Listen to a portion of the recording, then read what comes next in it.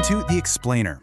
You know that feeling when you're trying to connect something from the past to right now in English, and it just doesn't sound quite right? Well, you're in exactly the right place. Today we're going to finally master the present perfect tense, and I promise you it's way easier than you think. Getting this one thing down is a total game changer for sounding more natural. So let's just dive right in. Okay, first up, I want you to meet Bob and Alice. Let's say they're celebrating a big anniversary, 20 years. So they got married 2 decades ago, and this is the most important part, they are still married today. That link, that connection between then and now is exactly what we need to talk about. So how do we say it the right way? Now, here's a trap a lot of people fall into. They'll say they are married for 20 years. And look, I get it, it sounds logical, but it's not how a native speaker would say it.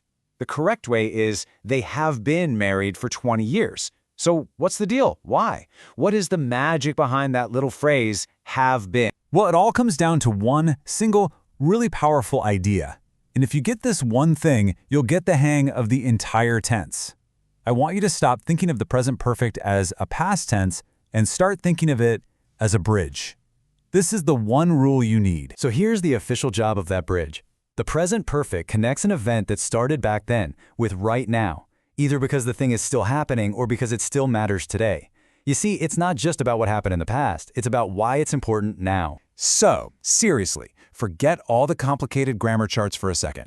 Just burn this one image into your brain, a bridge. On one side of the bridge, you have the past, Bob and Alice getting married. And on the other side, you have now, them still happily married. That phrase, have been, is the bridge that connects those 2 points in time. Simple, right? Let's drive this home with another example. Okay, the situation now is Amy is in hospital. That's a fact, but it doesn't tell us much. But when we use the present perfect bridge, she has been in hospital since Monday. Suddenly we have context. It tells us when this all started. See how much more powerful that is? All right, now that you've got the main idea, the bridge, we can get a little more specific. You see, the present perfect tense actually comes in 2 main flavors. Think of it like having 2 different tools in your toolbox, and you just have to pick the right one for the job. So our 2 tools are the continuous and the simple. And the difference is all about your focus. You're going to reach for the continuous, that's the one with ing, when you really want to talk about the duration, how long something has been going on.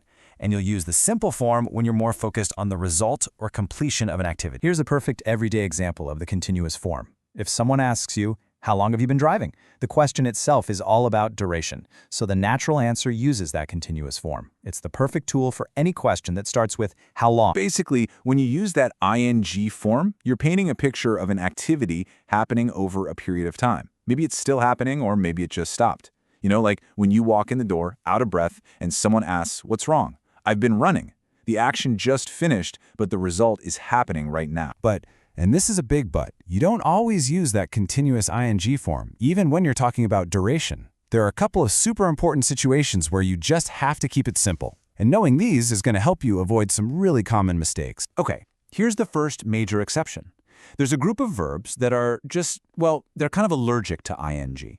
These are state verbs. Words like know, like, believe. They describe a state of being, not an action. So you would always say, I have known him, not I have been knowing him. That last one just sounds wrong to a native ear. This is a big one to remember. And here's another great little rule to make your life easier. When you're saying something has not happened, just keep it simple. Seriously, 99% of the time when a sentence is negative, you're going to use the present perfect simple. It's just cleaner and way more common. For instance, I haven't seen Tom since Monday. It's simple, it's negative, and it tells us the result right now. The result is I don't know where Tom is. Why? Because the last time I had any contact with him was Monday. It's a finished action, or rather a non-action, with a present result. So we've built the bridge, we've looked in the toolbox, what's next? Well, the last step, and honestly the most important one, is for you to start playing with it. This is how you go from just kind of understanding an idea to really owning it. So I'm going to leave you with this one direct question. How long have you been learning English? Go on, think about your answer. Did you start last year? A decade ago? Since you were a kid? See, just by answering that simple question for yourself, you are using the present perfect continuous perfectly. You're building that bridge from your past to your present. You've totally got this.